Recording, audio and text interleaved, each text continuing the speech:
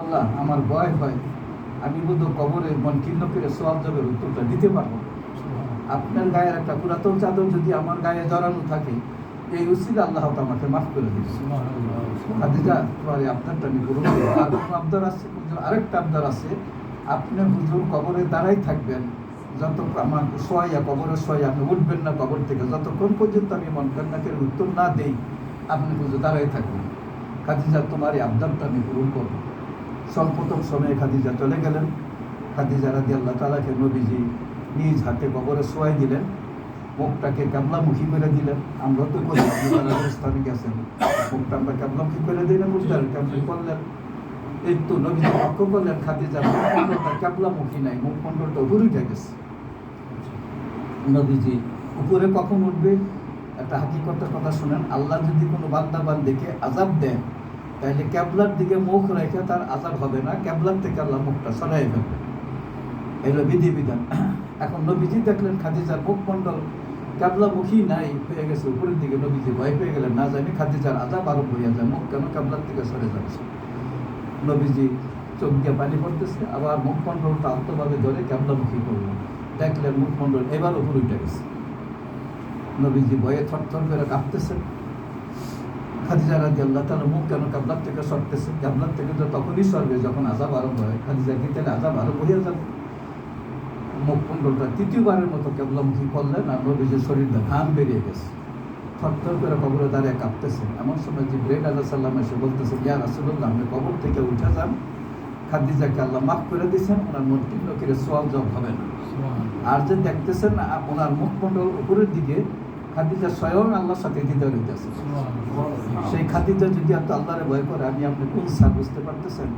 সেই খাদিজা শুয়ে আছেন, নবীজির কবরে দাঁড়াইছিলেন, যার জন্য যেইভাবে হোক, তার আমলের কারণে হোক, নবীজির কারণে হোক, কবর থেকে এখন সুঘ্রাণ বাড়িতেছে। হ্যাঁ, আমি আমার কাছে হাজি গেছে, বহুবার বলছি, তারা গিয়ে দেখছে পরিচিতভাবে। এই জায়গাগুলো দেখার একটা সুযোগ আপনারা ইনশাল্লাহ পাবেন। আল্লাহ যেন আপনাদের হজগুলোকে কবুল করেন। মদিনা শরীফে যাবেন, আপনারা মক্কা শরীফে যাবেন, এই দেশে থাকতে কিছু আমল আমি বলি যে আমলগুলো খুবই সহজ, খুবই সহজ।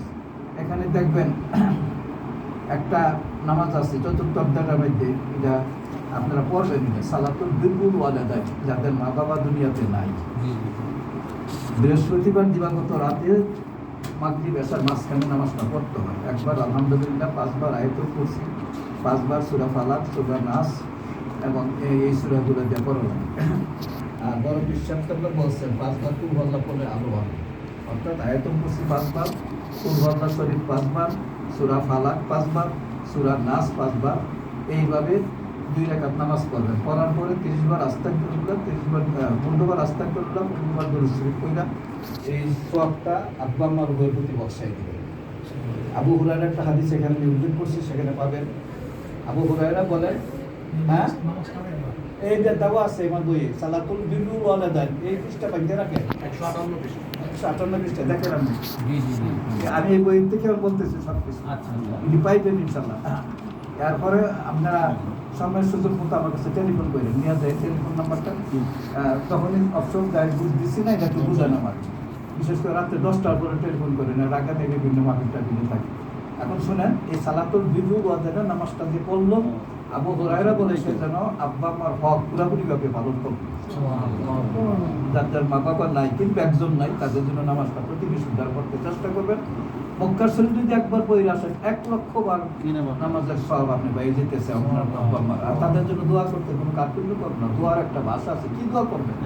মাকার একটু সম্পর্কে আমি যেটা বুঝি সহজভাবে, যে আমাদের ছেলে মেয়ে নাতি নাতনি যারা আছে তাদের জন্য, আমরা নগদ তারা আছে তাদের জন্য দোয়া করি বেশিরভাগ সময়, লেখাপড়া ইত্যাদি পড়াশোনা দিয়ে সব।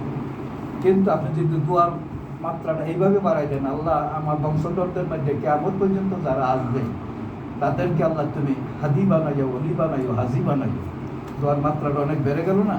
বাড়াই করে আসবেন, একটা প্রাণভাবে দোয়াটা শিখবেন। এখন থেকে দোয়া করা শিখেন, কেমনে করতে হয়। আল্লাহ আমাদের স্ত্রী পুত্র ছেলে মেয়ে নাতি নাতনি যারা আছে, কিয়ামত পর্যন্ত যারা আসবে, সর্বক্ষণ তুমি অলি বানাইও, হাদি বানাইও, হাজি বানাইও।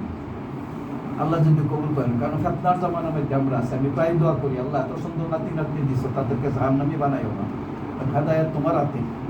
দেখতে তো আমরা কত আদর করি, কিন্তু যদি জাহান্নামী হয়ে যায় কি হবে? এই জন্য প্রাণ ধরে দোয়া করবে তাদের জন্য। আল্লাহ ছেলে সন্তানগুলোকে হাসান বসির মতো অলি বানিয়ে দাও, মেয়ের সন্তানগুলোকে আল্লাহ রাবিয়া বসির মতো অলি বানিয়ে দাও। এইভাবে দোয়া করতে করতে সে চাচ্ছে না আপনার দোয়ার জায়গায় কার্পণ্য করবেন না, দোয়া করতে হবে। মদিনা শরীফ এমন একটা জায়গা, সেখানে অনেক নিয়ামতের জায়গা আছে। এই বইটার মধ্যে অনেকগুলো আমল পাইবেন। একটা আমল বলি 162 পৃষ্ঠার মধ্যে দেখেন, 162 পৃষ্ঠা, চতুর্থ অধ্যায়।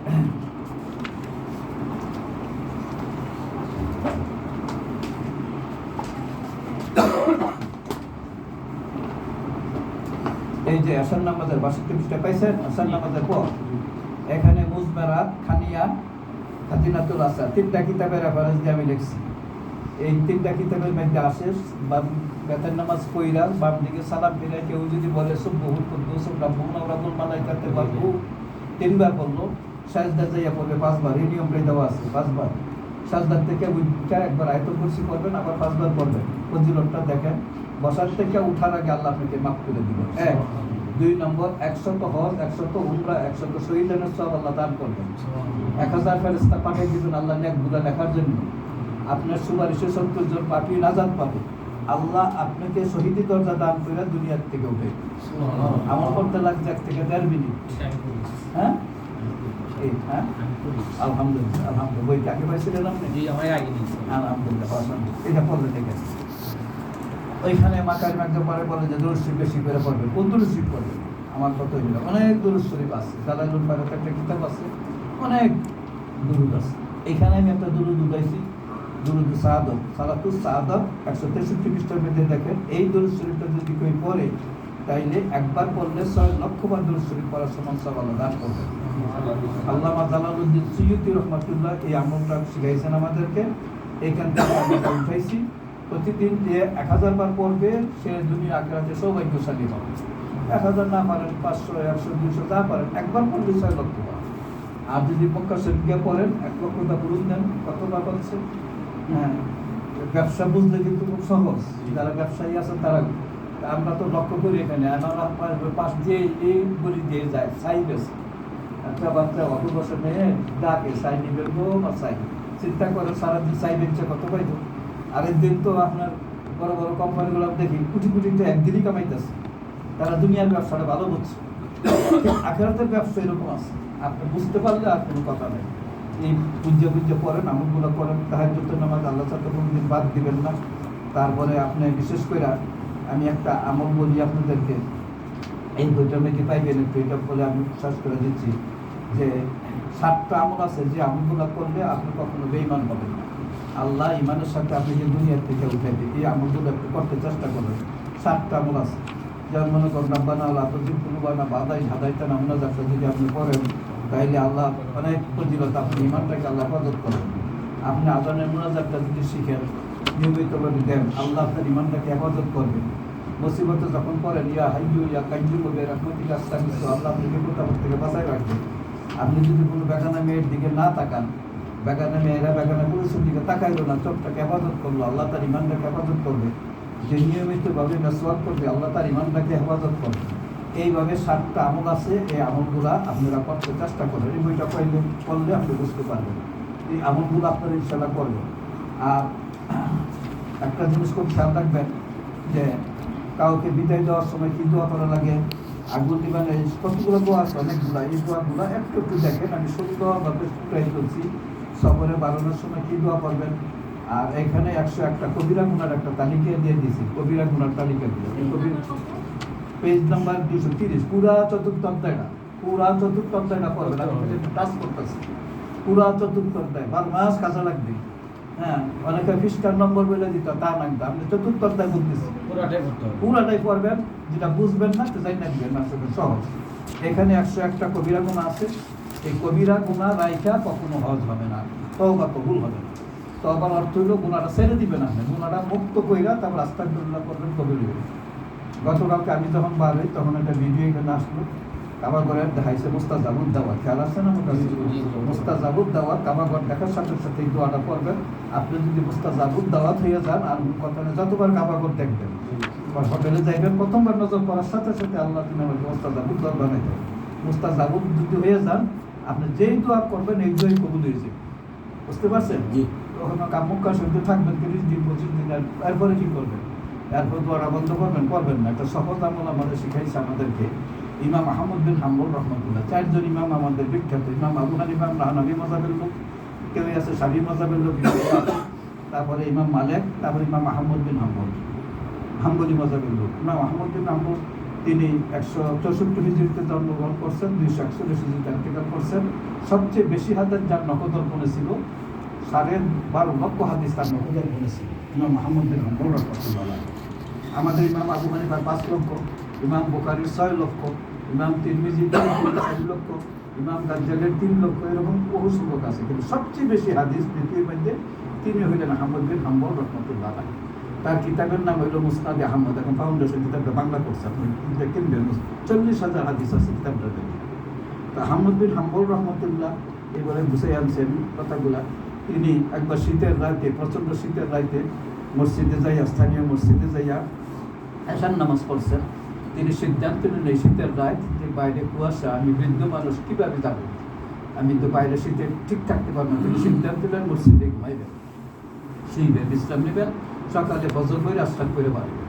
কিন্তু বাদ সাধলেন খাদেম এসে বল নাই, আমি কে দেখছে একটা বুড়া লোক দৈবীয় মানুষ হয়েছে, সে তো নামে জানি ইমাম আহমদ বিন হাম্বল, চিনে না।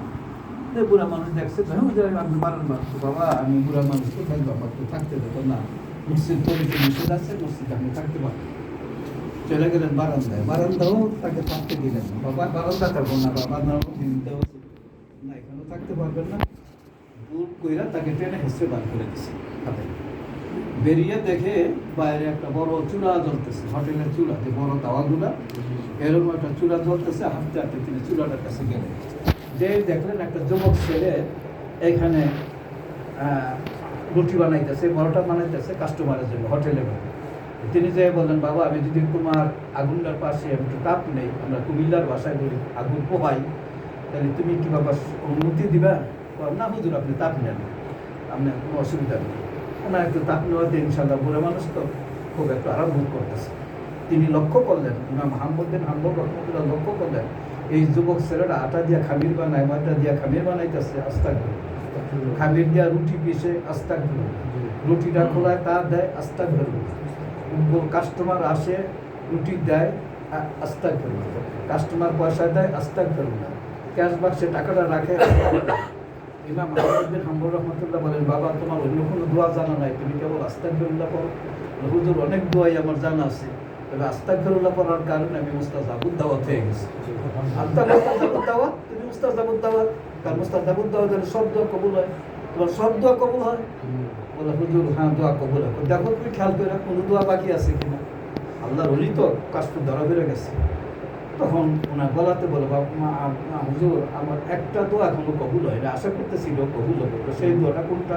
তো বিগত কয়েক বছর যাবত আমি দোয়া করতে চাই, আল্লাহ বারে খুদা, জমানার বড় ইমাম, জমানার বড় মুজাদ্দিদ, তাকে না দেখাইয়া তুমি আমার কবরে নিও না। এই দোয়াটা হুজুর কবুল হয় নাই। ইমাম আহমদ চোখের বাড়ি ছেড়ে দিয়েছে। বাবা তোর এই দোয়াটাও কবুল হয়েছে। আমি যে ইমাম আহমদ বিন হাম্বল রহমতুল্লাহ, হ্যাঁ, অর্থাৎ আস্তাগফিরুল্লাহ হাঁটতে পড়তে চলতে আপনি মুস্তাজাবুদ হয়ে যাবেন। কোনো গুণ আপনার থাকবে না, গুণাগুলো সব কেটে যাবে, বান্দার হক ছাড়া সব মাফ হয়ে যাবে। আপনার হকও যখন মুজদালিফা যাচ্ছেন, এই দোয়া ইনশাআল্লাহ মাফ হবে। এখানে তাওয়াফের 6 নম্বর দোয়াটা আপনারা বারে বারে পড়বেন, এই বলে আমি বিশ্বাস করছি। এখন আপনারা যদি মদিনা মক্কা শরীফে মসজিদুল শ্রোতা জবলে রহমতে যাওয়ার আগে এখানে অনেক বারাত ভাষণ দিচ্ছেন, আপনারা জানেন। আসরের পরে নবীজি মুনাজাত করছেন জবলে রহমত।